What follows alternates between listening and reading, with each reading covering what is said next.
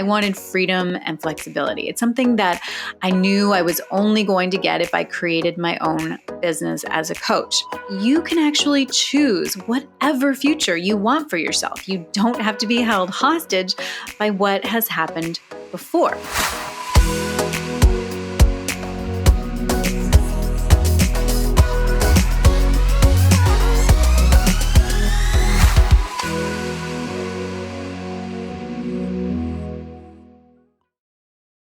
Well, hello and welcome to the podcast. Or if you are watching this on YouTube, then welcome back to my channel. So, this podcast episode is number 100 for me, and you're just going to have to bear with me as I celebrate a bit and kind of absorb the amazement that I'm feeling at having reached 100 episodes. It's so crazy. It feels like I've only just started on this podcasting journey, but here we are. Anyway, I spent a lot of time thinking about what I wanted to talk about on this episode. I felt like it needed to be a really juicy topic, something really useful and timeless, and just kind of worthy of the number 100. So, after a lot of deliberating, it was clear to me that I had to make this topic about creating your future self. So, this is going to be a really fun episode. The future self exercise is something that is so important for personal development and business development too, of course, which is what you are probably here for as you are building your coaching business. And I think that you are going to absolutely love this exercise. This is a topic that I really love exploring. And I have to say, for some of us, it's not an easy one to grasp hold of, but once you do, it can change your life.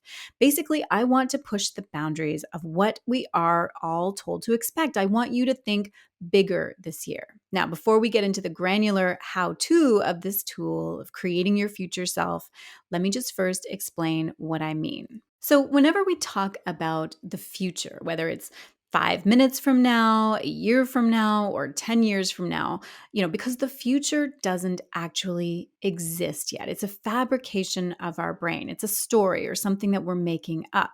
And as far as I understand, about the world and how it works, then this is the truth. We can talk about the future and think about the future, even though it doesn't actually exist yet, which means that we can actually talk and think about it in a variety of different ways. So, we do this all the time. We're in the present moment and we're talking about the future. But here's what happens. Our primitive brains are always trying to keep us alive. On default, our brains have a survival mechanism that wants things to stay the same and to continue the patterns that have assured our survival up until this point. So because of that, when your brain, when thinking about the future, it will want to repeat parts of your past, even if these are things that you don't really want to keep repeating if you were to think about it consciously using those higher parts of your brain. But your brain thinks that if you just keep on doing what you have always done, then you will be safe and stay alive. And really, that's the main function of that primitive brain. It's also efficient. It's efficient to just keep doing the same thing.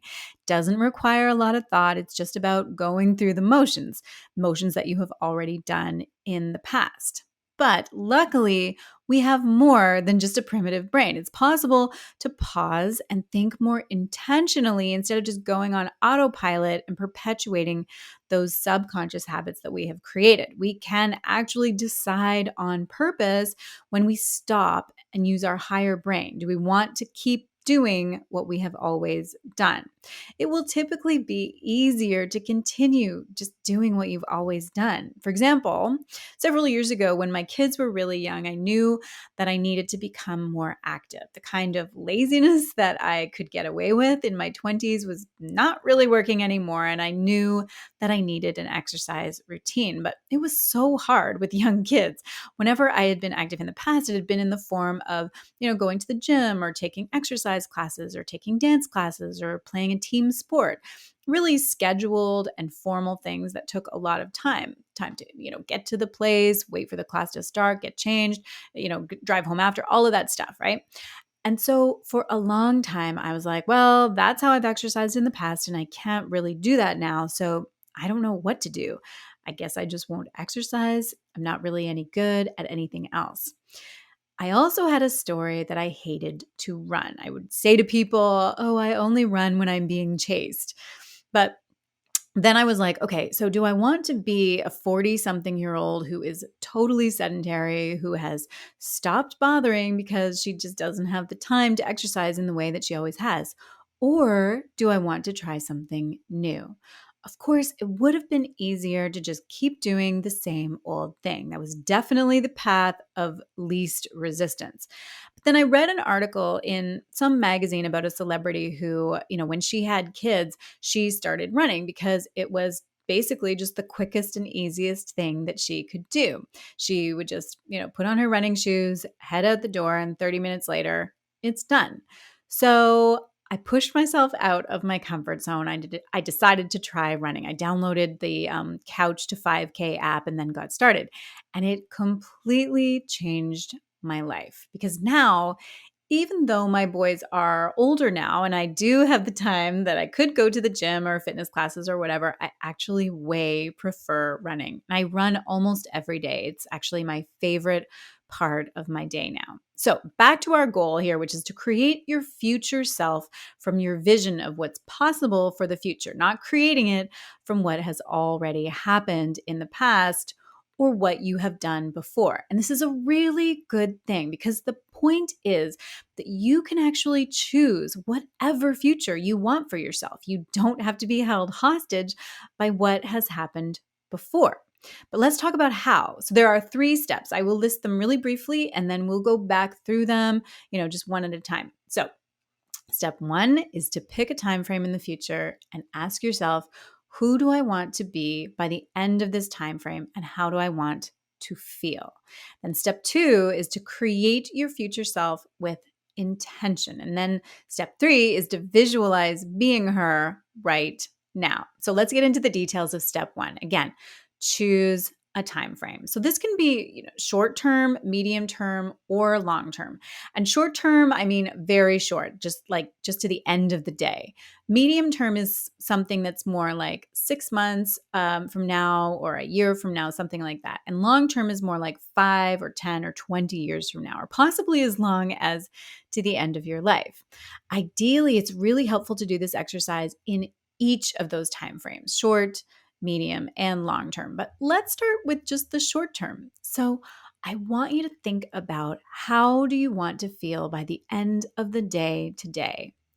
Now, in the medium term, you might say, okay, well, how am I going to want to look back on who I was being in the past year or the past 5 years or whatever time frame that you have chosen? And then step 2 is to get even more specific and then really have fun with this. Describe your future self in detailed, specific terms. You can start with easy things like what your future self wears, what she looks like, what she does on a daily basis, and then keep going. Describe where she lives and who she's with, and again, how she feels. It's a great idea to ask yourself what things you want to be different in the future by the end of the time frame that you've chosen and what things you want to be the same. For example, when I was changing my career, moving from medicine, which was very familiar and comfortable, into coaching, which was very unfamiliar and very scary and unknown, I knew that the things that I wanted to be the same were like, I still wanted to focus on helping people. That had always been my motivation for going into medicine in the first place anyway, and that just hadn't changed. So I still wanted that. But the things that I wanted to be different, I didn't want to be chained to a clinical practice with no choice but to work in a clinic according to somebody else's schedule and being a slave to other people's demands. I wanted to be the one in charge. I wanted to be the boss, and I wanted freedom and flexibility. It's something that I knew I was only going to get if I created my own business as a coach. And I just want to pause here for a second, check in on this process, because some of you may find this really easy, quite simple to describe your future self. But I want to warn you that that may not be such a great thing, because what you may be doing is creating this image of your future self from your past. So this goes back to what I was talking about in the beginning, that your brain will tend to default to what you already know is possible. So especially when we're talking about picturing your future self that's in, one of the medium or maybe long-term categories, like 5 years down the road, for example, You may be creating an image of yourself that is just too similar to what your current reality is. And here's the thing, we have to teach ourselves what is possible because I'm here to tell you that anything is possible. And that's because most of us we're not taught to think about life like this. Our education system, for example, is completely based on what has already happened, what already exists in the world. In high school, when a kid sits down with a counselor to discuss their future, the conversation usually centers around what they have already done, what they are already good at. And then maybe they're given some very inside the box options of what they could do with those pre-existing preferences. So a kid who likes science could become a science teacher or a doctor, and a kid who likes writing could become a journalist, and so on. And then the decisions from there are basically designed to just put you on that conveyor belt of life. Go to college, here are the ones that you can get into. Go ahead and get a job. Here's what you can expect for an income with the career box that you've chosen, and then just start working and saving for retirement. So, this is just one example of how we are all conditioned to create our future from our past. Our brains want to do it because it feels very safe. Society wants us to do it because it's clean and it keeps everything making sense in the world. But I want you, as you're designing your future self, to resist the urge to create your future self based on your past self. And like I said, for the most part, this applies to those medium and long-term timeframes. When you think about who you want to have become by the end of the year, or 5 years, or 10 years, don't just default to who you are now and what makes sense from that perspective. I want to encourage you to really stretch yourself and create that future from a sense of limitless possibility. I want to invite you to come out of the fog that most people exist within and step out of the idea that possibility is something that's based on the past, and really embrace the idea that all of your possibility is in the future. The truth is, to achieve amazing success, you need to grasp the fact that what is currently impossible for you now is the possibility of the future. I had a woman who was considering one of my entry level programs to learn how to coach. And she asked me, would this work for someone who has never coached before? This was an entry level program clearly designed for people at the beginning, but she still wanted to know. And I was kind of tempted to say, nope, sorry, this program is only available for people who've done some coaching from inside the womb, people who are born with that experience. I, of course, did resist the temptation and reassured her that, yes, in fact, this was indeed for somebody who had never coached before. We all start from somewhere. Nobody is born being able to do anything. But I understood that she couldn't see the possibility yet. And that's okay. Most people who come to me just can't, because like I said, society has told us repeatedly that if you haven't already done something, then it's not likely that you can do it now or anytime in the future. And your brain tells you the same thing. This is new. You don't know what you're doing. You don't know how. So forget it. But impossible is temporary. So as you're describing your future self, I want you to release yourself of any of those preconceived ideas of what is possible. In fact, I'm giving you permission. I was on a call with a client recently, another physician who is struggling to reinvent her identity outside of medicine. And I said, it's okay for you to do something with your life that has nothing to do with medicine. You are allowed. I checked with the people in charge, and you've been granted permission. If you want to follow a path that has to do with a love of food or travel or any other thing that you like, then you get to do that. It doesn't matter that you went to medical school and became a doctor if that is not what you want to do anymore. It's not a life sentence.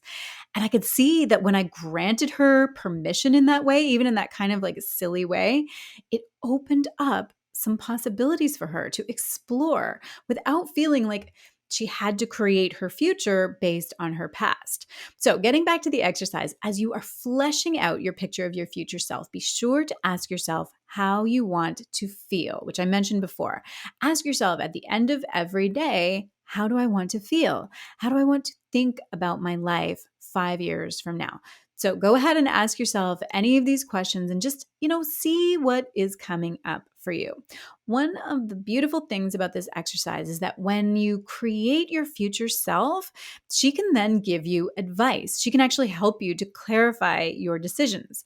So let's say you're struggling over a decision, like wondering if you should do something like go on a particular trip or invest in something for your business. You can go to your future self for advice and ask her what the answer is for you, because you have created a clear and detailed picture of her in your mind. So, what would your future self want you to do in this situation? And so, this brings us to step number 3, which is visualizing your future self right now. And one way to do this is to set aside 5 minutes.